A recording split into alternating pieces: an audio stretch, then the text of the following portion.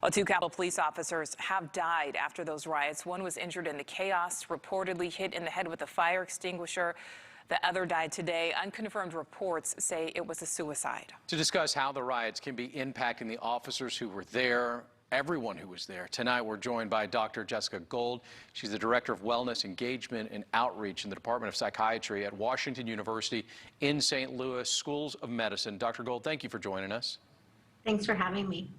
Well, Dr. Gold, first, can you talk about the potential mental health impacts of Wednesday's events on both the responding law enforcement officers and, of course, those elected officials inside the Capitol? Yeah, absolutely. I mean, I think you can see the images and you can see why it would be hard for them to be there and not know what's going on. So you hear noises, you don't know what's going on. It's scary, you don't know what's going on. You're just sitting there and being told things, and it's just scary, right? You're like hiding. So all of that is traumatizing, particularly traumatizing if you have a pre-existing trauma. So any of the people who have been in the military before, any of the people who have lived in war-torn countries before, any of the people who have been in protests and riots before, anybody who's a human who's had trauma before that this triggers would have a reason that this might be even worse for them. And so I think one of the things you'd be concerned about would be triggering of something like an acute stress disorder, which would be like a precursor to PTSD, or triggering existing PTSD. So that would be a primary thing to be nervous about. Something just like anxiety or depression would be something on our radar as well. I think sometimes people turn to coping mechanisms like substance use in these times just because they're so worried and so anxious, and that's an easy coping mechanism, and that's a dangerous thing to turn to too. So I think all of those things would be on our thought process.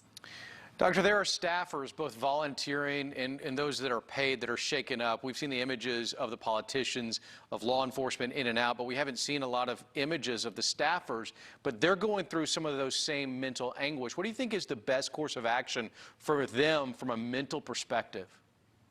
It's going to be really hard because I think they're probably expected to go right back to work. And one of the symptoms of trauma is avoidance. So you really don't want to go back to the place that caused the trauma, and their work is the place that caused the trauma. So I think it's going to be really hard for them to go back to work. And I think that we have to be kind about that and maybe not make them go right back to work if they can't go right back to work, and give them some grace in days about whether they work from home. I think that's one of the things that they have to be kind about.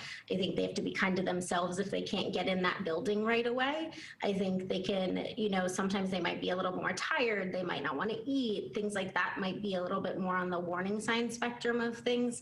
I think anything they're feeling, they should allow themselves to feel. If they're not feelings they've had before because they have pre-existing trauma or depression, maybe they should reach back out earlier than they might have before anyone else might reach out. But if they have kind of these feelings that are lasting longer, I think they should reach out for help whenever they want to. It's really important to reach out for help.